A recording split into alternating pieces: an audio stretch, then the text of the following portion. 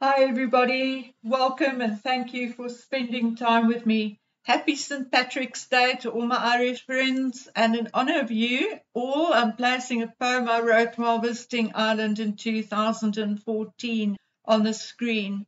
10 years ago, I had the actual guts to rent a car and drive through the south of Ireland and loved every moment of it. I think the Irish are the friendliest people in the entire world. Anyway, let's get on with today's video and be warned, it is not for the faint of heart. So if you are very emotional or sensitive and not in the mood to be objective, then maybe watch this video some other day. This video is not based on my emotions, but on research and homework and information gathered over a longish period of time. Meghan and Harry have been keeping us busy for a few years now. One thing after the other, sneaking off, giving short notice to the Queen, going off to Canada, and then sneaking into the United States through manipulation of a famous multi-millionaire. Then all the TV shows slagging off the royal family, James Corden, Oprah, Ellen, etc. Then their documentary in which they slagged off and insulted the royal family, the crown, and Britain, and then Harry's book. Then, in the meantime, all their financial ventures, Spotify, Netflix, Penguin, BetterUp, Travelist, and now plain common merchandising and branching into reality TV with a cookery show. More plain old celebrity business, so far removed from royalty as you can possibly get. The dodgy charity Archewell Foundation, of which a possible investigation has now disappeared, never to be heard of again. Meghan's court case against the British media, Harry's court cases against the British media, and worse than that, Harry's case against His Majesty's government. Missing documentation for two invisible children with royal titles, admitted drug and alcohol abuse. And my friends, those are just the headlines and not the details of Harry and Meghan's misconduct as royals. You see, the entire point of all of this is indeed that had Harry and Meghan been Mr. and Mrs. Windsor or Mountbatten Windsor, we would have wished them luck on all their endeavours and moved on. But they are not Mr. and Mrs., are they? No, they cling so hard to those titles gifted to them by the family, the institution, and the country that their knuckles turn white or even purple. The same family, institution, and country which triggers them and they hate so much. Yet they love those titles so much that they call themselves by those titles. Remember when asked in court how he would like to be addressed? Harry said, as His Royal Highness, and thereafter Sir or Prince Harry. And Meghan? Well, I don't think she even reacts to Rachel or Meghan anymore, as she loves Duchess of Sussex so much. The Duke of Sussex being an honorary British royal title and all. However, my dear friends, having said all of this, it is 100% understandable as to why Harry and Meghan are actually clinging to those thoroughly British titles. It is indeed their personal brand. It is their only value, monetary or otherwise. It is their safety net, their security, the only reason why they are still being tolerated and the only reason why they can get away with some of their shenanigans. You know it, I know it, and they know it. Had they been Mr. and Mrs. Windsor, they would likely have been in deep, deep poo by now. And I mean deep, deep, deep dung, up to their necks. But they are not. They are the faux prince and princess of Great Britain. And yes, a princess of Great Britain she may be. But how if she's not even a British citizen? Only because she's married to a dim-witted, drug-addicted prince of Great Britain. How horrible that sounds, and how absolutely horrible it is in reality, in the real world. And I personally blame one person more than anybody else, and for making our beloved monarchy and country, which was always the leader in everything, our mother country, look like a woke joke. Yes, I know that a handful of you are already rushing for the comment section to call me a hater. Well, go right ahead because I know better. I know that I love the country. My second home, I always called it. I love the English. And the monarchy is the last vestiges of the culture of my blood, which I had been clinging to. So yes, I am angry, very, very angry, but not a hater. But I can't make you think any other way. You think what you will, while I carry on with the story on my research and give information to others who want to understand, who want to have the knowledge, so they can decide for themselves, make up their own minds. Okay, so it is easy to understand why Meghan and Harry are clinging to their titles. It is out and out for business and financial gain. Easy peasy, no doubts, no arguments.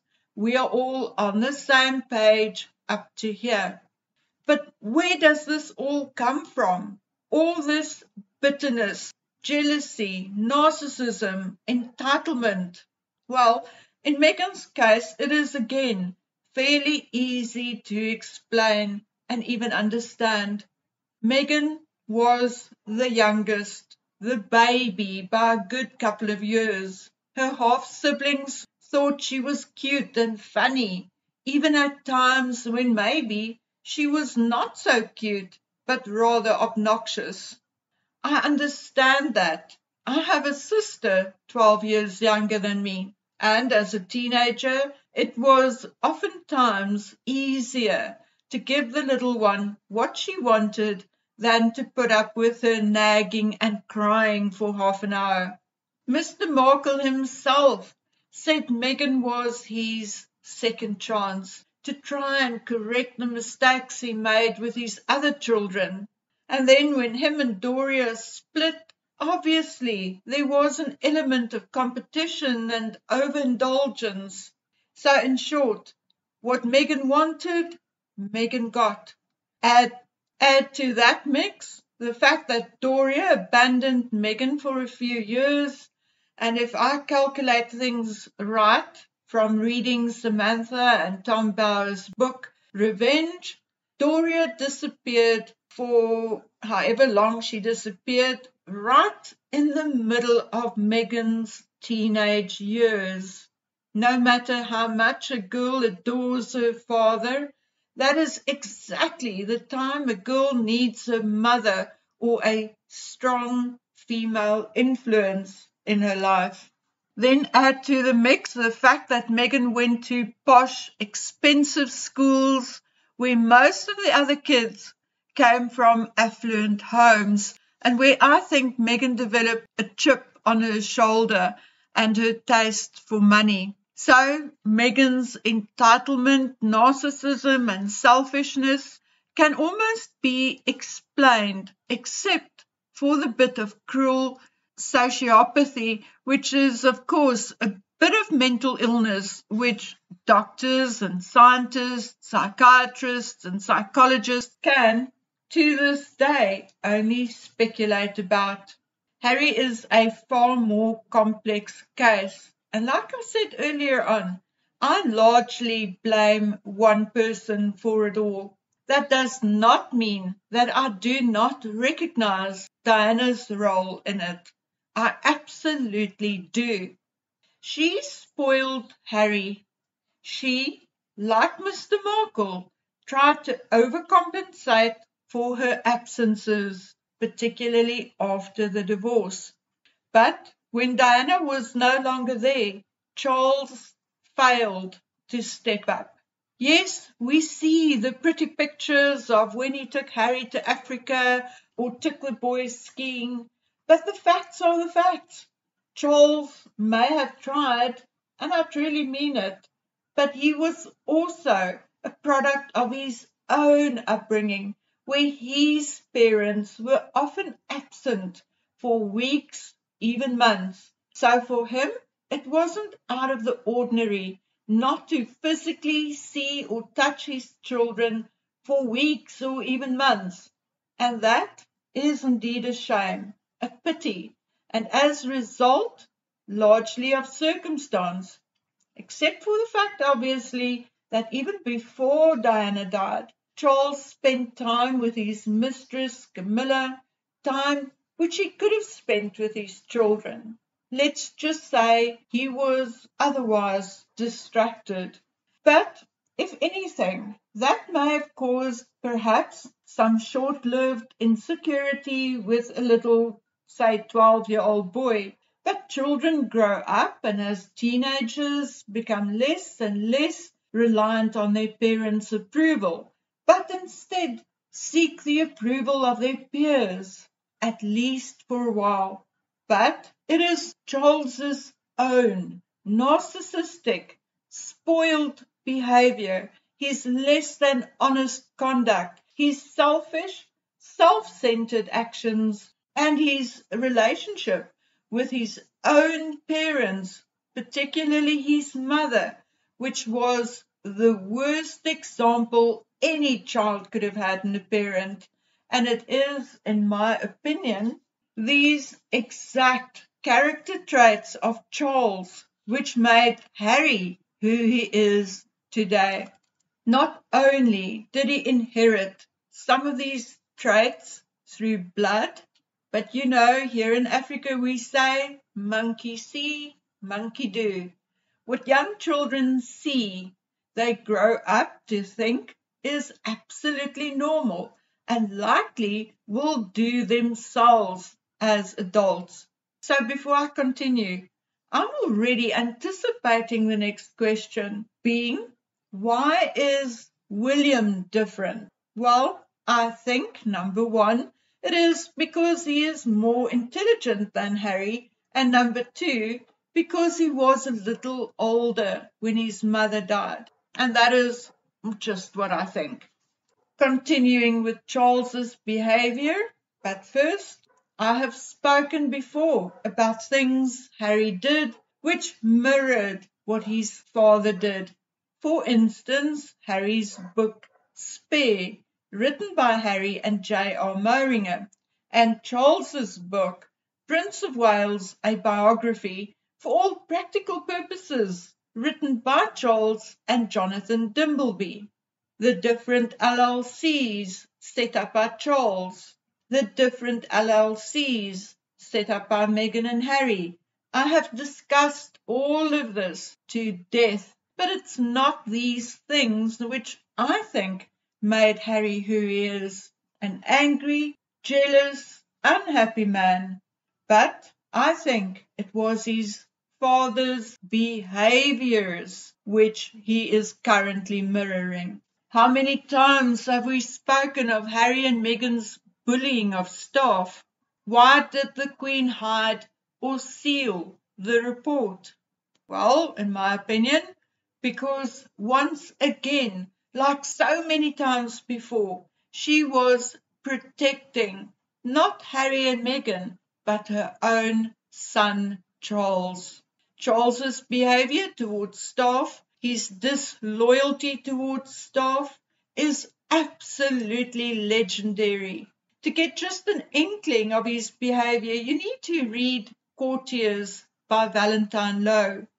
Throwing tantrums, kicking furniture, throwing items, screaming at staff, calling them late at night, early in the morning, on their days off, over weekends, even on Sundays. Sounds like Harry and Meghan, doesn't it?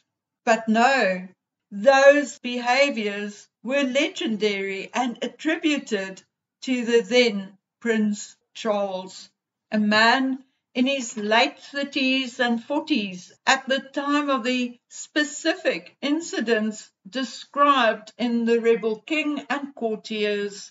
The Queen and Prince Philip were both aware of these behaviors, and that is why she could not make the behaviors of Meghan and Harry public, because there would have been way too many calling her hypocrite for calling out Meghan and Harry and not her own son.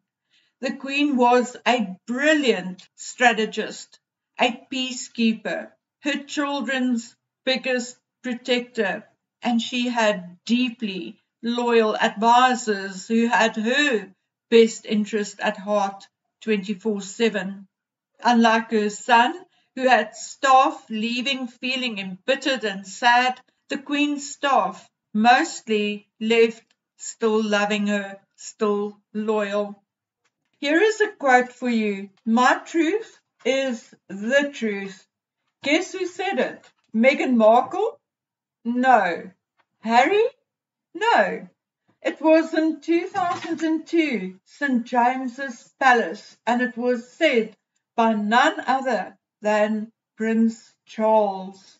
And whereafter he turned to Elizabeth Buchanan and said, "You agree with me, don't you?"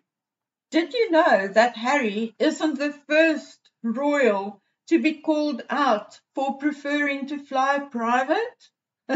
No, again, that honour goes to the then Prince Charles. Now, his brother may have been called Air Miles Andy, but Charles was the one who loved hitching a ride on a private plane and preferred that mode of travel. Charles's love of luxury and extravagance separated him from the frugal Queen and his father, Prince Philip, and it was actually Prince Philip who dared to call Charles a royal for hire in a semi-public setting, after the Queen became concerned about Charles's liaisons with the ultra-rich, but some with very dubious reputations. Although Charles's grifting was mostly for his charities, it remains a fact that his love for luxury was mostly funded by the Duchy of Cornwall and often criticised, but mostly behind his back. Lately, there had been a mocking of Andrew's teddy bears having to be just so. Well, why not talk about Charles's abode and bedroom and habits, from his specific toilet paper to his boxer shorts, which has to be washed by hand, paintings which has to hang just so, cushions positioned in a certain order and way, organic food from certain suppliers only, elaborate flower arrangements, etc., etc. Charles's love for grandeur and extravagance has never been argued, but often mocked. We have seen firsthand Harry's rudeness in public and even on stage, giving a speech. Charles once called architect Peter Arendt's proposed extension of the National Gallery a monstrous carbuncle on the face of a much-loved, elegant friend. Charles, talking about a design for the redevelopment of Paternoster Square, said, "You have to give this much to the Luftwaffe. When it knocked down our buildings, it didn't replace them with anything more offensive than rubble. Harry wading into politics. Charles's meddling in politics was also legendary, and although not the first and last, was excellently illustrated by what is now known as his spider letters. On my other channel, I will soon talk about the next crime involving or surrounding the royal family, which was indeed, again, not prosecuted and made to go away, and again, meddling from the palace to save Charles the embarrassment of certain revelations to be made on the stand. Just like there was meddling in Meghan's case against the Mail on Sunday. Actually, the cases almost completely mirrored one another in royal conduct and meddling. Now look, my friends, I can quote page after page after page from Tom Bower's book, Rebel King, Valentine Lowe's book, Courtiers, and Harry's book, Spare, but the facts are not going to change. Charles was off to be with Camilla, to save her reputation, to build her image, while his sons partied, drank, and smoked weed in the basement of their home. Harry grew up watching his father faff over eggs, throwing tantrums, flying in private planes, and being delivered to a retreat in someone's luxury yacht. And that when he was only a prince and not yet a king. Now tell me, why would Harry be different? That is what he knew. That is what he saw, what he grew up with. Why would he even begin to think that it may look wrong, hypocritical, or inappropriate for him to act differently? You see, it is my honest opinion that the reason why Harry's titles are not removed is because his father, the king, cannot do so. And not because he does not have the power to do so, but because, like the queen before him, he is faced with the fact that he will look highly hypocritical in doing so, stripping his son for conduct he himself was guilty of, except, of course, when it comes to the legality of his children.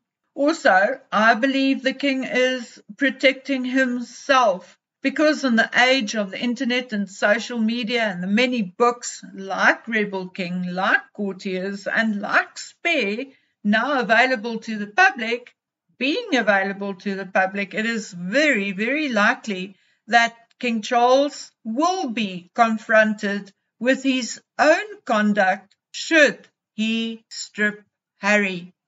Okay guys, this was a long video and not easy to make because I am sensitive to your sensitivities, but I cannot read all these books, go through the copies of documents and not come to the conclusion I came to.